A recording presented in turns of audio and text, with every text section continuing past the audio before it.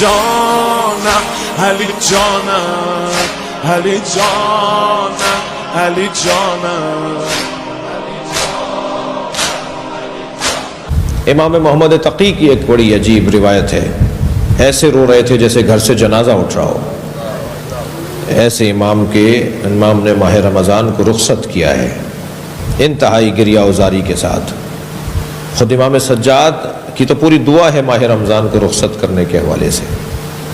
جی اتنے اچھے ایام ہم سے جا رہے ہیں, ہمیں جو سکھانے, سمجھانے, پڑھانے, تربیت دینے, ہمیں سنوارنے, ہمیں سجانے جو ایام آئے تھے, جو ہمیں انسان بنانے کے لیے آئے تھے, پھر انسانوں کو اللہ کا ولی بنانے کے لیے آئے تھے, پھر ولیوں کو اور ولایتیں دلوانے کے لیے ایام آئے تھے.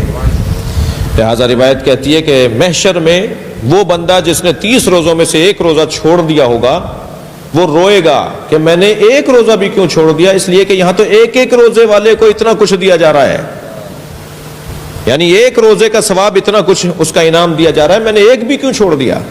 اگر میں نے ایک روزہ نہ چھوڑا ہوتا تو مجھے یہ بھی کچھ ملتا جو روزہ رکھنے والوں کو دیا جا رہا ہے. وقت گزر گیا, یا اللہ ہماری کوتاہیوں کا ہمیں اعتراف ہے, ہماری بے توجہیوں کا ہمیں اعتراف ہے. ہم نے اس مہینے کا حق ادا نہیں کیا جیسا ہمارا ہو ہمیں کرنا چاہیے تھا, ہمیں اپنے حساب سے ہی جیسا کرنا چاہیے تھا ہم نے اپنے حساب سے بھی ایسا نہیں کیا. قرآن کی تلاوت میں عجلت رہی, دعاؤں کے پڑھنے میں شوق نہیں رہا, روزہ رکھنے میں کھولنے میں ذرا جلدی رہتی تھی کہ کب وقت آئے گا. یا اللہ ہمارا تو حوصلہ اتنا ہی تھا جتنا ہم نے ہمارے حوصلہ, ہماری اس کمزوریوں کو, ہماری اس کوتاہی کو اپنی بارگاہ میں اپنے کرم کے صدقے سے, تجھے تیرے کرم کا واسطہ دیتے ہیں, تجھے تیرے رحم کا واسطہ دیتے ہیں, تجھے تیرے رحمانیت کا واسطہ, رحیمیت کا واسطہ دیتے ہیں. تو ہماری عبادتوں کو نہ دیکھ بلکہ اپنی بے کراں رحمتوں اور بے کراں کرامتوں کو دیکھ. تو ہمارے رشتے سے ہمیں نہ دے, تو اپنے رشتے سے ہمیں عطا فرما. ہماری جو کوتاہیاں تھیں انہیں نظر انداز کر دے, انہیں برطرف کر دے, اور بہترین اجر و ثواب ہمیں عطا فرما دے. اور جو عید کا دن ہمارے لیے آئے اس دن کو ہمارے لیے, مسلمانوں کے لیے عید قرار دے, نبی اور آل نبی کے چاہنے والوں کے لیے شرف قرار دے, عزت قرار دے. ہمارا وقار بڑھے, ہماری عزت بڑھے. مسلمانوں کا جو وقار زبوں حالی کا شکار ہے جی, وہ وقار جو مجروح ہو چکا ہے, یا اللہ یہ عید جو آ رہی ہے ہمارے وقار کو دوبارہ سے پلٹا دے, ہماری آبرو کو دوبارہ سے پلٹا دے, ہماری عزت میں اضافہ فرما دے.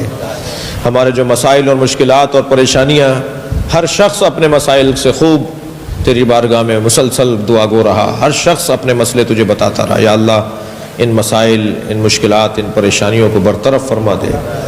پروردگارہ ہمیں ہماری زندگیوں میں یہ ماہ مبارک رمضان ہماری زندگی کا آخری ماہ مبارک قرار نہ دے, ہمیں آئندہ بھی روزے رکھنے کا موقع عطا فرما. اس دفعہ ہم سے غلطیاں ہو گئیں, کوتاہیاں ہو گئیں, یا اللہ ہم آئندہ نہیں کریں گے, ہمیں ایک دفعہ اور موقع عنایت فرما دے. ہمیں یہ تو پتہ ہے کہ جب آنکھیں بند ہوں گی, روح قبض ہو جائے گی, تو ہمیں پھر پلٹنے نہیں دے گا, پھر گنجائش نہیں رہے گی پلٹنے کی. مگر ابھی تو تیرے ہاتھ, ہمارے ہاتھ میں ہے کہ ہم تجھ سے یہ کہہ دیں کہ اپنی اس سنت کے اوپر کہ ہماری عمر کو لمبا کر دے, تاکہ ہم تیری عبادت کا آئندہ لطف لے سکیں, تیری عبادت کو زیادہ بہتر انداز سے کر سکیں. قرآن والوں میں اور اہل قرآن میں ہمیں قرار دے. سال بھر ہم قرآن مجید پڑھتے رہیں, قرآن مجید سے ہمیں دوستی ہو جائے, پیار ہو جائے, یہ توفیق عطا فرما دے. ہمارے مرحومین کی روحیں ہماری طرف اس مہینے میں خاص انداز سے دیکھ رہی تھیں کہ میرے بچے, میرے پوتے, میرے پڑپوتے, میرے نواسے, میری اولادیں, میرے متعلقین ہمیں کتنا یاد کر رہے ہیں. یا اللہ ہم نے کوشش کی کہ اپنے مرحومین کو بھی یاد کریں جو ہم سے رہ گئے, جو ہمارے عزیز مرحومین ہم سے یاد کرنے میں رہ گئے, یا جنہیں ہم نے یاد کیا, یا اللہ ان کی مغفرت فرما دے. ہمارے ان نوجوانوں کو, ہمارے ان آئندہ نسل کے افراد کو, ان بچوں کو بہترین تعلیم, تقوی, روزگار, ہمت, حوصلہ, جوانیاں عطا فرما دے. ہماری بچیوں کو عفت و پاک دامنی, تربیت اولاد, شوہر کی خدمت, اپنے گھر کو چین سکون سے رکھنے کی توفیق عطا فرما دے. جو بیمار ہیں, جو مریض ہیں, انہیں شفائے کلی اور عاجلہ عطا فرما دے. پروردگارہ ہمارے اس ملک, خدا داد ملک, عطائے الہی ملک کہ مسائل اور مشکلات کو آسان فرما دے، اس کو ترقی عطا فرما، اس کی حفاظت فرما، اس کی خدمت کی ہم سب کو توفیق عطا فرما۔ یا اللہ ہماری سرحدوں کی حفاظت فرما، ہماری نظریاتی سرحدوں کی حفاظت فرما۔ سرزمین نجف، کربلا، سامرہ، کاظمین، مشہد، قم، جتنے مقامات مقدسہ ہیں، خاص طور پہ جناب زینب سلام اللہ علیہ کا مزار اپنے حفظ و امان میں قرار فرمایا اللہ۔ مکۃ المکرمہ، مدینہ منورہ کی حفاظت فرمایا اللہ۔ ہمیں اس کی حفاظت کے لیے اپنی کوششوں کو بروئے کار لانے کی توفیق عطا فرما۔ پروردگارہ ہمارے سارے مسائل کا حل ایک ہی دعا میں پوشیدہ ہے، اگر وہ قبول ہو گئی تو ہمارے سارے مسئلے حل ہو جائیں گے۔